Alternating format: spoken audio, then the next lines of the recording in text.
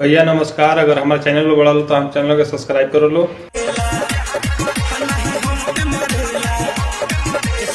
और वीडियो को कर लो शेयर। जौन कि हम अश्लील वीडियो ना लिया नहीं, हमेशा हम अच्छा वीडियो ले नहीं। अगर हमारे चैनल में बड़ा हो तो हम चैनल का सब्सक्राइब कर लो और वीडियो को ज़्यादा से ज़्यादा शेयर कर लो।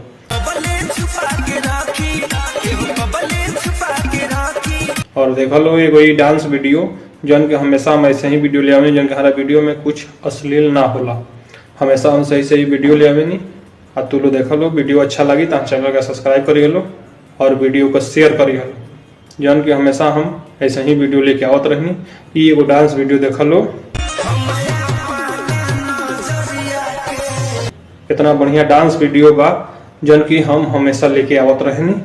और तू लो देख लो, वीडियो देख के एंजॉय लो और हमारा यूट्यूब चैनल का सब्सक्राइब कर लो और फेसबुक पेज के फॉलो जरूर कर लो।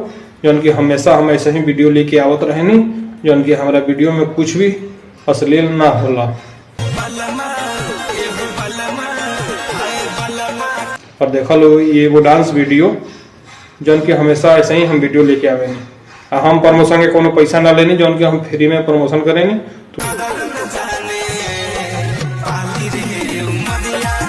तो जालो हमारा यूट्यूब चैनल पर एक मैसेज कर दो, हम डालूंगे वीडियो खुद बना के अपना यूट्यूब चैनल पर डाल दें और तू लो जाके देख ली हलो। जौन कि हम ऐसे ही वीडियो लेके आवत रहनी हमेशा नया नया। और तू लो देख लो और वीडियो को लाइक कर लो, शेयर कर लो और अपना दोस्तों में जरूर शेयर कर लो वीडियो के। जब तक खातिर नमस्कार, फिर मिले हम अगला वीडियो में जौन कि हम वीडियो इसमें लेके आएंगे। नमस्कार भैया नमस्कार। अगर हमारे चैनल में बड़ा लो तो हम चैनल के सब्सक्राइब कर लो और वीडियो को कर लो शेयर। जौन कि हम अश्लील वीडियो ना लिया नहीं, हमेशा हम अच्छा वीडियो ले नहीं। अगर हमारे चैनल में बड़ा हो तो हम चैनल का सब्सक्राइब कर लो और वीडियो को ज़्यादा से ज़्यादा शेयर कर लो। और देख लो ये कोई डांस वीडियो जौन कि हमेशा हम ऐसे ही वीडियो ले आवे जौन कि हमारा वीडियो में कुछ अश्लील ना होला। हमेशा हम सही वीडियो ले आवे नहीं। और तू लो देख लो, वीडियो अच्छा लगी तो चैनल का सब्सक्राइब करिए लो और वीडियो को शेयर करिए लो। जौन कि हमेशा हम ऐसे ही वीडियो लेके आवत रहनी। ये एगो डांस वीडियो देख लो, कितना बढ़िया डांस वीडियो बा जौन कि हम हमेशा लेके आवत रहनी। और तू लो देख लो, वीडियो देख के एंजॉय लो और हमारा यूट्यूब चैनल का सब्सक्राइब कर लो और फेसबुक पेज के फॉलो जरूर कर लो।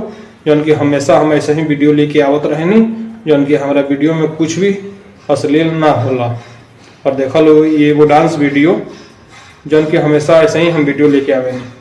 हम प्रमोशन के कोनो पैसा ना लेनी, जौन कि हम फ्री में प्रमोशन करेंगे।